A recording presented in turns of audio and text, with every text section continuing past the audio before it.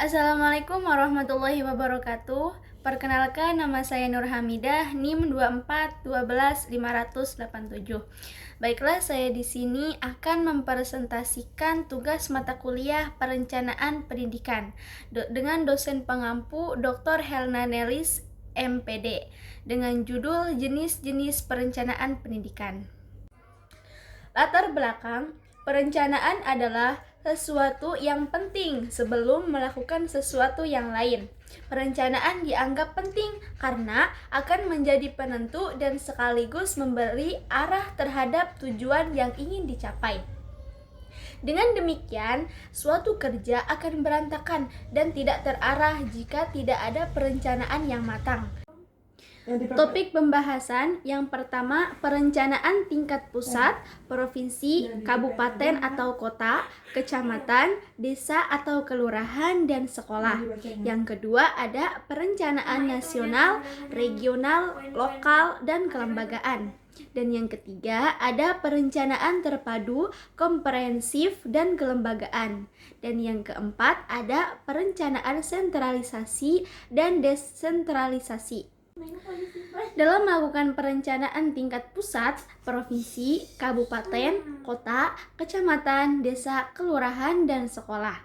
Dalam melakukan perencanaan pendidikan, ada namanya tingkat dalam hal tersebut. Jika dilihat berdasarkan tingkatan, jenjang kedudukan perencanaan pada perencanaan pendidikan dapat dibedakan menjadi perencanaan tingkat pusat, tingkat provinsi, tingkat kota atau kabupaten, tingkat kecamatan, tingkat kelurahan, dan tingkat institusional sekolah. Perencanaan pendidikan tingkat pusat yaitu perencanaan pendidikan yang dilakukan pada unit utama tingkat pusat seperti di lingkungan Direktorat Jenderal Kemendikbud, Inspektorat Jenderal Kemendikbud, Sekretariat Jenderal Kemendikbud, dan unit utama lainnya seperti Balitbang Kemendikbud. Perencanaan pendidikan tingkat provinsi yaitu perencanaan pendidikan yang dilakukan pada unit-unit yang ada di tingkat provinsi seperti di bagian-bagian dan bidang-bidang substansi yang ada di lingkungan Dinas Pendidikan Provinsi. Dan yang ketiga itu ada perencanaan pendidikan tingkat kabupaten atau kota, yaitu perencanaan pendidikan yang dilakukan oleh subbagian penyusunan rencana dan program di tingkat kabupaten atau kota dan seksi-seksi substansi yang ada di lingkungan Dinas Pendidikan Kabupaten atau Kota. Yang keempat itu ada perencanaan pendidikan tingkat kecamatan, yaitu perencanaan pendidikan yang dilakukan oleh urusan data dan statistik dan urusan lainnya yang di lingkungan unit pelaksana teknis pendidikan tingkat kecamatan KASI atau yang disebut dengan Ketua Seksi atau UPTD, Unit Pelatihan Teknis Daerah. Perencanaan pendidikan tingkat kelurahan atau desa yaitu perencanaan pendidikan yang dilakukan oleh urusan pembangunan sosial budaya yang ada di tingkat kelurahan atau desa. Perencanaan pendidikan tingkat institusional yaitu perencanaan pendidikan yang dilakukan pada tingkat sekolah, institut, atau universitas oleh mereka yang ditunjuk dan diberi wewenang untuk melakukan tugas itu. Misalnya, perencanaan yang dilakukan oleh guru, kepala sekolah, dosen, ketua jurusan, dekan, rektor, dan lain sebagainya. Yang kedua ada perencanaan nasional, regional, dan kelembagaan. Ditinjau dari tataran dan cakupannya, perencanaan pendidikan dapat dibedakan menjadi perencanaan pendidikan nasional, perencanaan pendidikan regional, perencanaan pendidikan lokal, dan perencanaan pendidikan kelembagaan. Perencanaan pendidikan nasional atau makro yaitu mencakup seluruh usaha pendidikan untuk mencerdaskan atau membangun bangsa termasuk seluruh jenjang jenis isinya. Yang kedua itu ada perencanaan pendidikan regional atau tingkat daerah provinsi yang mencakup seluruh jenis dan jenjang untuk daerah atau provinsi itu. Dan yang ketiga, Perencanaan pendidikan lokal adalah perencanaan pendidikan yang mencakup berbagai kegiatan untuk kota atau kabupaten atau kecamatan.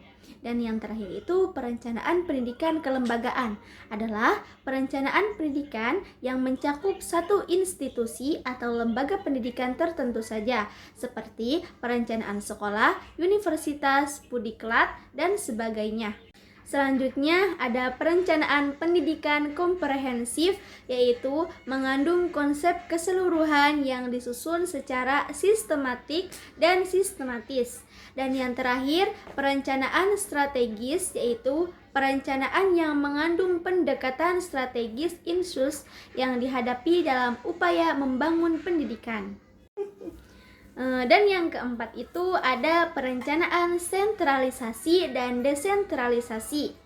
Nah, berdasarkan kewenangan dalam pembuatannya, perencanaan pendidikan dapat dibagi menjadi dua jenis, yaitu perencanaan sentralisasi dan desentralisasi.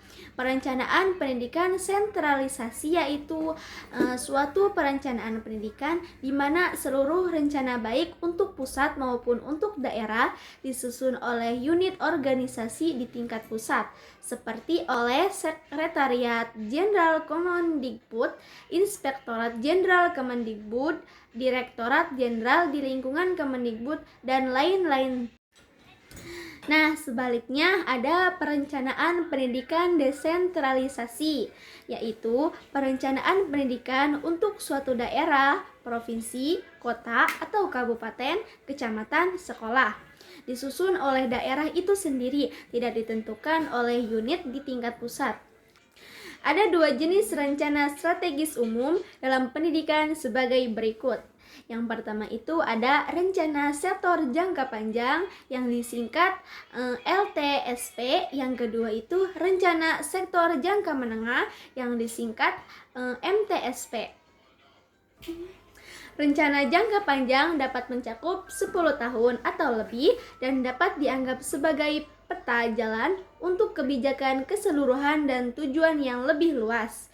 MTSP cenderung mencakup periode 3 hingga 5 tahun dan mencakup informasi pemrograman yang terperinci, yang pada gilirannya mencerminkan prioritas kebijakan, kelurahan, dan hasil diidentifikasi dalam keduanya.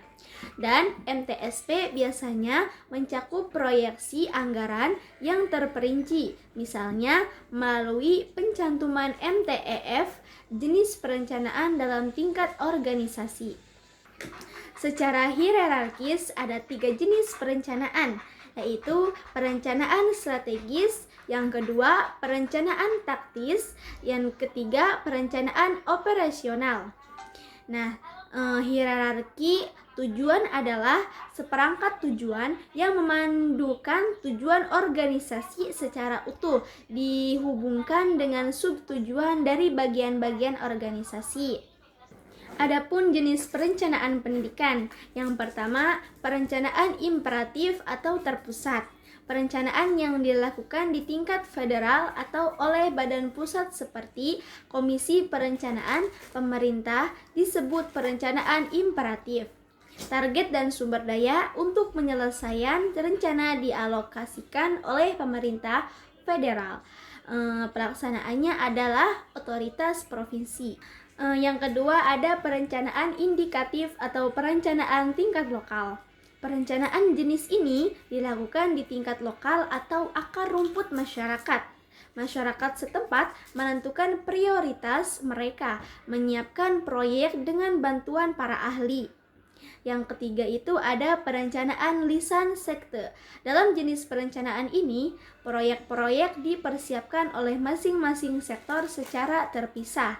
Dana dialokasikan kepada sekretaris departemen untuk melaksanakan proyek. Pada saat ini yang bersamaan, semua departemen atau kementerian sibuk menyelesaikan kegiatan pembangunan. Dan yang ketiga itu ada perencanaan terpadu. Dalam jenis perencanaan ini, sebuah kawasan percontohkan dipilih untuk dikembangkan. Semua departemen berfokus pada pengembangan kawasan tersebut. Dengan cara ini, pengembangan kawasan tersebut terjamin dengan segala fasilitasnya. Namun, terdapat kelemahan dalam jenis perencanaan ini, yaitu kawasan yang membutuhkan diabaikan dan giliran mereka baru datang setelah waktu yang lama. Nah, selanjutnya ada perencanaan berdasarkan cakrawala waktu. Perencanaan dalam klasifikasi ini menetapkan secara jelas kerangka waktu pelaksanaan rencana. Dan yang terakhir itu ada perencanaan berdasarkan ruang lingkup meliputi. Nah, yang pertama itu perencanaan makro. Perencanaan ini berada di tingkat nasional dan negara bagian. Perencanaan ini bertujuan untuk mencapai keberhasilan nasional dan produktivitas tinggi di bidang pendidikan. Yang kedua itu ada perencanaan mikro. Perencanaan mikro ini adalah perencanaan di tingkat pemerintah daerah atau kelembagaan. Perencanaan pendidikan tingkat mikro bertujuan untuk efisiensi, sementara perencanaan makro bertujuan untuk efektivitas. Jenis perencanaan ini berfokus pada masukan dan proses praktik pendidikan. Nah, yang terakhir itu kesimpulan. Kelembagaan perencanaan merupakan bagian dari sebuah hierarki yang pada akhirnya menentukan bagaimana sebuah sistem pendidikan berfungsi. Biasanya, undang-undang dasar suatu negara berlaku di atas undang-undang, peraturan, dan arahan lainnya.